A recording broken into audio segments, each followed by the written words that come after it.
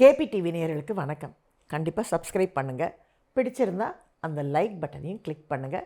நிறைய கமெண்ட்ஸும் கொடுங்க.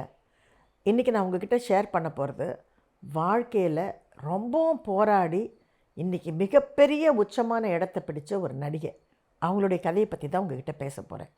எதுக்காக அவங்கள இன்றைக்கி நான் தேர்ந்தெடுத்தேன்னா, சின்ன சின்ன விஷயத்துக்கெல்லாம் அப்செட் ஆகி, குட்டி குட்டி விஷயத்துக்கெல்லாம் ஒரு போராடுற குணமே இல்லாமல், மேடம் நான் தோற்று போயிட்டேன், மேடம் நான் தோற்று போயிட்டேன், நான் இனிமேல் வாழ விரும்பலை அப்படின்னு நிறைய பேர் என்கிட்ட பேசுகிறீங்க. அதை முதல்ல நிறுத்துங்க. இவங்களுடைய கதையை கேளுங்க. உங்களுக்காக தான் இந்த கதை. இந்த நடிகையுடைய கொள்ளு தாத்தா ஒரு மிகப்பெரிய ஒரு எம்எல்ஏ. அவங்களுடைய தாத்தா ஒரு பெரிய ஐஏஎஸ் ஆஃபீஸர். அப்பா ஒரு பிஸ்னஸ்மேன். அவங்களுக்கு ஒரு அக்கா ஒரு தம்பி. ஆனால் அவங்க அப்பா ரொம்ப ஸ்ட்ரிக்ட்டு. பொம்பளை பசங்கன்னா சமையல் ரூமில் இருக்கணும், ஸ்கூலுக்கு போகணும், ஆம்பளை பசங்களோட பேசக்கூடாது, 5 மணிக்கெல்லாம் வீட்டுக்குள்ளே வந்துடணும். இப்படி ரொம்ப ரொம்ப அவங்கள ஒரு கடுமையான ஒரு மிலிட்ரி ரூலில் வளர்க்குறாரு. ஆனால் ஒரு சின்ன கிஃப்ட்டு வாங்கினா கூட பையனுக்கு துப்பாக்கி, பையனுக்கு ஷூ, பையன் கராட்டே கற்றுக்கலாம், பையன் பாக்ஸிங் கற்றுக்கலாம், பையன் ஸ்போர்ட்ஸுக்கு போகலாம். ஆனால் இந்த 2 பொண்ணுங்களும் பொம்மைங்களை வச்சுக்கிட்டு தான் விளையாடணும், வீட்டுக்குள்ளே தான் இருக்கணும். இவங்களுக்கு ஏதாவது விளையாட்டுனா கூட வீட்டுக்குள்ளேயே இவங்க உட்காந்து பல்லாங்குழி விளையாடலாம், இல்லை சோழி விளையாடலாம். அப்படி வெளியிலேயே அவங்க போகக்கூடாது. இப்படி இருந்ததுனால இந்த பொண்ணு மிகப்பெரிய ஒரு ரெபலாக வரான். எப்போ பார்த்தாலும் அவங்க அப்பாட்ட இடுப்பில் கை வச்சுக்கிட்டு, என்ன நினச்சிட்ருக்கீங்க, எதுக்கு அவனுக்கு மட்டும் தனியாக நீங்கள் ஸ்பெஷல் ட்ரீட்மெண்ட் கொடுக்குறீங்க, ஏன் பொண்ணும் ஆணும் நிகர் தான், நீங்கள் இன்னும் பழைய காலத்தில் இருக்கீங்க, இது கரண்ட் இயரில் நாங்கள் 2 பேரும் ஈக்குவல் தான், எனக்கும் ஈக்குவல் ரைட்ஸ் வேணும் அப்படின்லாம் சொல்லி நிறைய அடி வாங்கியிருக்காங்க. இப்படி இருக்கும்போது தன்னுடைய 16 வயசில் அழகாக ஒரு லெட்டர் எழுதி வச்சுட்டு, இனிமேலும் என்னால் இப்படி கட்டுப்பட்டியாக வாழ முடியாது, நான் சுதந்திரமாக வாழ விரும்புகிறேன் அப்படின்னு ஒரு லெட்டர் எழுதி வச்சுட்டு அந்த அம்மா டெல்லிக்கு கிளம்பி போயிடுறாங்க. 16 வயசு பொண்ணு. யார் பொறுத்திருந்து பாருங்கள்.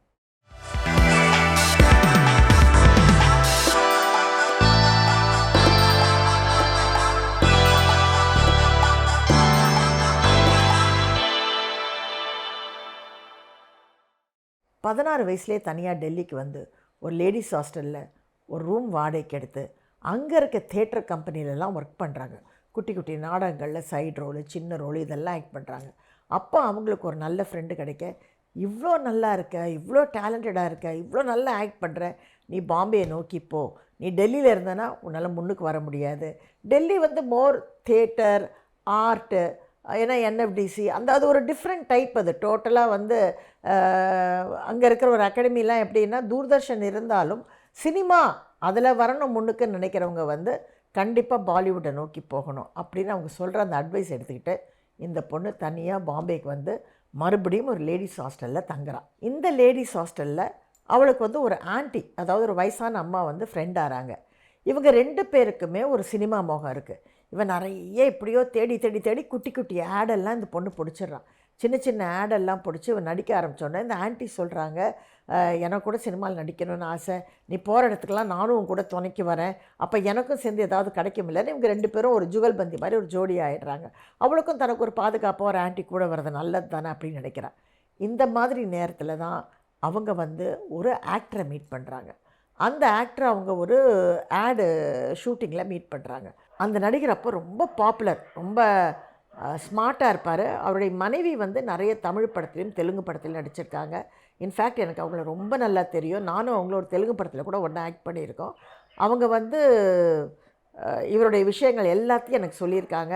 என்ன பண்ணுறது பத்மினி, நான் மாட்டிக்கிட்டு முழிக்கிறேன், என்ன பண்ணணுன்னே எனக்கு தெரியாது, ஆனால் இதுக்கு மேலே நான் போய் ஒரு டிவோர்ஸு நான் போக விரும்பலை, எனக்கும் குழந்தைங்களாயிடுச்சு, அதனால் நல்லதோ கெட்டதோ போன்னு சொல்லிட்டு நான் அட்ஜஸ்ட் பண்ணிட்டு போயிட்டுருக்கேன் அப்படின்னு சொல்லுவாங்க. சில பெண்கள் இப்படி அட்ஜஸ்ட் பண்ணுறதுனால தான் ஆண்கள் தன்னுடைய கையை நல்லா உயர்த்தி அவங்கள கை நீட்டி அடிக்கிறதாக இருக்கட்டும், அவங்கள அப்யூஸ் பண்ணுறதா இருக்கட்டும், நான் ஆண் நீ வெறும் பெண் அப்படின்னு சொல்லி அராஜகம் பண்ணுறாங்க. இந்த கதைக்கு வர அந்த நடிகர் என்ன பண்ணுறாரு, இந்த பொண்ணை பார்த்தோன்னா அவருக்கு ரொம்ப பிடிக்குது. இந்த பொண்ணோட அவர் பழக ஆரம்பிக்கிறாரு. நான் உன்னை கூட்டிகிட்டு போகிறேன், நான் உனக்கு பல இடங்களுக்கு டைரக்டர்ஸை நான் இன்ட்ரடியூஸ் பண்ணுறேன். அப்போ அவர் நல்ல பீக்கில் இருக்கார். இப்போ அவருக்கு ரொம்ப வயசாகிடுச்சின்னு வச்சுக்கோங்களேன். அப்போ அவர் என்ன பண்ணுறாருன்னா, அடிக்கடி இந்த நடிகையை தன் காரில் ஏற்றிக்கிட்டு அவங்கள பல சினிமா கம்பெனிக்கு கூட்டிகிட்டு போகிறாரு, அறிமுகப்படுத்துகிறாரு. இப்படியே இருக்கும்போது அவங்க சொல்கிறாங்க, எனக்கு ஹாஸ்டலில் இருக்கிறது ரொம்ப கஷ்டமாக இருக்குது, அதனால் நானும் இந்த ஆன்ட்டியும் ஒரு முடிவு பண்ணியிருக்கோம், ஒரு 1 பெட்ரூம் ஃப்ளாட்டை வாடகைக்கு எடுத்துகிட்டு நாங்கள் 2 பேரும் ஷிஃப்ட் ஆகிடலான் இருக்கோம் அப்படின்னு அந்த ஆன்ட்டியும் கூடயே தான் வராங்க. அவங்கள வச்சுட்டே அவங்க சொல்கிறாங்க. சொன்ன உடனே அவர் என்ன சொல்கிறாரு, எதுக்கு எங்கேயோ போய் வாடகைக்கு எடுக்கிறீங்க? எனக்கு ஒரு ஃப்ளாட் இருக்குது, நான் சும்மா பூட்டி தான் வச்சுருக்கேன், அது 2 பெட்ரூம் ஃப்ளாட்டு, நீ ஒரு ரூமில் இருந்துக்கலாம், ஆன்ட்டி ஒரு ரூமில் இருந்துக்கலாம், எதுக்காக தேவையில்லாமல் இப்போ காசை வெளியில் கரியாக்குறீங்க? இன்னும் நீங்கள் 2 பேருமே ஸ்டடி ஆகலை, ஸோ ஒருத்தருக்கு ஒருத்தர் துணையாக இருங்க, நீங்கள் என் ஃப்ளாட்லேயே இருந்துக்குங்க அப்படின்னு சொல்கிறார். சரின்னு சொல்லி ஒத்துக்கிட்டே இவங்க சாமான்லாம் அந்த ஃப்ளாட்டுக்கு மாற்றுறாங்க. 2 நாளில் அந்த ஆன்ட்டியோட பயங்கரமாக சண்டை போட்டு வேணுன்ட்டே ஒரு பிரச்சனையை கிளப்பி அந்த ஆன்ட்டியை நான் ஒரு நிமிஷம் கூட இங்கே இருக்க மாட்டேன் அப்படின்னு சொல்லி கிளம்புற மாதிரி பண்ணிடுறாரு. உடனே இந்த நடிகையும் நானும் உடனே கிளம்பிடுறேன், அவங்க இல்லாமல் இருக்க மாட்டேன்னு கிளம்ப பண்ண, அதெல்லாம் அவசரப்படாத, அவங்க வயசானவங்க எப்படியோ பார்த்துக்குவாங்க, நீ வந்து எங்கே இருக்க, உனக்கு இன்னும் ஃப்யூச்சர் இருக்குது, எவ்வளோ பேர்கிட்ட நான் உன்னை அறிமுகப்படுத்தணும், அவங்க பேச்சை கட்டு நீ வெளியில் போனால் நான் அப்புறம் உனக்கு ஒரு உதவியும் பண்ண மாட்டேன் அப்படின்னு சொன்ன உடனே இவங்களுக்கு ஒரு சின்ன பயம் வந்துடுது. ஏன்னா இவ்வளோ பெரிய பாம்பேயில் அவங்களுக்கு யாரையுமே தெரியல, அவங்கள ஒரு 4 டைரக்டர்கிட்ட கூப்பிட்டு போனது இந்த ஆள் தான். ஐயோ இவர் 2-3 பேர்ட்ட இன்ட்ரடியூஸ் பண்ணார், என்ன பண்ணுறது, சரி ஒரு 2 நாள் நம்ம யோசித்து முடிவெடுக்கலான்ட்டு சரின்னு சொல்லிடுறாங்க. அதுதான் அவங்க பண்ண மிகப்பெரிய ஒரு தப்பு. அடுத்த நாள் இவர் என்ன பண்ணுறாருன்னா அந்த வீட்டை பூட்டிடுறாரு. அவங்களுக்கு ஒரு வேலைக்காரன் கொடுக்குறாரு, அதுக்கப்புறம் ஒரு டிரைவர் காரோடு கொடுக்குறாரு. இவங்க எங்கே போகணுன்னாலும் எந்த ஆடிஷன் வந்தாலும் ஃபோன் அட்டன் பண்ணலாம், அந்த ஆடிஷனுக்கு இந்த டிரைவரோடு தான் போகணும், இந்த டிரைவர் இல்லாமல் அவங்க போகக்கூடாது. ஆடிஷன் முடிஞ்சுதா நேராக அவங்க வீட்டுக்கு வந்துடணும். எந்த சினிமா கம்பெனியில் யாரை போய் மீட் பண்ணனாலும் முதல்ல இவருக்கு ஃபோன் பண்ணணும், என்ன இவங்க வர சொல்லியிருக்காங்க, நான் போகலாமான்னு இவங்க கேட்கணும். ஓகேன்னு சொன்னால் தான் இவங்க போகணும். அதெல்லாம் அந்த கம்பெனிலாம் வேண்டாம், அதெல்லாம் டுபாக்கூர், நீ போக தேவையில்லை அப்படின்ட்டாருன்னா இவங்க போக முடியாது. வீட்டில் டைமுக்கு சாப்பாடு கிடைக்கும், ஆனால் சுதந்திரமாக ஒரு சினிமாவுக்கு போனேன், நான் போய் ஒரு சின்ன ஒரு டிஷர்ட் வாங்கிக்கிட்டேன், இல்லை பாம்பே மாதிரி இடம் வந்து ரொம்பவும் ஒரு ஓப்பன் ஏரியா, அது வந்து ரொம்ப சுதந்திரமாக பெண்கள் இருக்கக்கூடிய ஒரு நகரம் தான் பாம்பே நகரம். ஸோ ஒரு பானிபூரி வாங்கி சாப்பிட்டேன், ஒரு குல்ஃபி ஐஸ்கிரீம் வாங்கி சாப்பிட்டேன், இப்படி எதுவுமே பண்ண முடியாது. எதுவாக இருந்தாலும் இவருக்கு தெரியாமல் இவங்க வந்து ஒரு சின்ன அடி கூட எடுத்து வைக்க முடியாதபடிக்கு அவங்கள வந்து இவர் ஃபுல்லாக டைட் பண்ணிடுறாரு. அது மட்டும் இல்லை, கொஞ்சம் கொஞ்சமாக வீட்டுக்கு வந்து தொந்தரவு கொடுத்து இவங்களுக்கு கூல்ட்ரிங்கில் மயக்க மருந்தை கலந்து போதை மருந்தை கலந்து அவங்கள இவர் அனுபவிக்கவும் ஆரம்பிக்கிறார். அவங்களுக்கு அடுத்த நாள் போதை தெளிஞ்சதுக்கப்புறம் தான் தனக்கு நடந்த விவரம்லாம் தெரியுது, தன்னை இந்த ஆள் வந்து இப்படி உபயோகப்படுத்திட்டாங்கிறது புரியுது. இவங்களுக்கு ஒரே எமோஷனல் ஆகிடுறாங்க, என்ன பண்ணுறதுன்னு தெரியல, பெற்றவங்கக்கிட்டேயும் சொல்ல முடியாது, ஏன்னா இந்த மாதிரியான நிலைமைக்கு வந்தால் எங்களை கேட்டால் போனேன். அதுதாங்க பேரண்ட்ஸ் பண்ணுற தப்பு. எப்போவுமே பிள்ளைங்களுக்கு ஒரு பிரச்சனைனா நம்ம கோவத்தை தான் நம்ம முன்னாடி வைக்கிறோம். யாரை கேட்டு போனேன், நீயா போனல்ல அனுபவி அப்படின்னு தான் கிட்டத்தட்ட, அதாவது எல்லா பேரண்ட்ஸும் அப்படின்னு சொல்ல மாட்டேன், ஒரு 50% அப்படி தான் இருக்காங்க. ஒரு 50% தான் கவலைப்படாதம்மா நாங்கள் இருக்கோம் உடனே புறப்பட்டு வரோம் அப்படின்னு சொல்லக்கூடியவங்க ஒரு 50% தான் இருக்காங்க.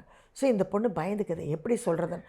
ஆனால் இந்த ஆள் தொடர்ந்து என்ன பண்ணுறாருன்னா எல்லா பார்ட்டிக்கும் இவங்களை கூட்டிகிட்டு போகிறாரு. நிறைய பாம்பேயில் பார்ட்டி நடக்குது, இவங்க ரொம்ப அழகாக இருக்காங்க, ரொம்ப ஸ்மார்ட்டாக இருப்பாங்க, ரொம்ப எலிகண்ட்டாக இருப்பாங்க, பார்க்குறதுக்கே ரொம்ப அழகாக இருப்பாங்க, அண்ட் நல்ல பழக தெரியும், அண்ட் சின்ன பொண்ணு. ஸோ ஒரு அட்ராக்ஷனாக இருக்கும். ஒரு டிஸ்கோக்கோ இல்லை ஒரு பாருக்கோ இல்லை ஒரு பெரிய ஃபங்க்ஷனுக்கோ இவங்களை கூட்டிகிட்டு போகும்போது இவங்க அழகே இவர் கூட வரும்போது இவருக்கும் பெருமை, மற்றவங்களும் இவர்கிட்ட வந்து டே யார்டா அந்த பொண்ணு ரொம்ப அழகாக இருக்காளேன்னு பேச ஆரம்பிக்கிறாங்க.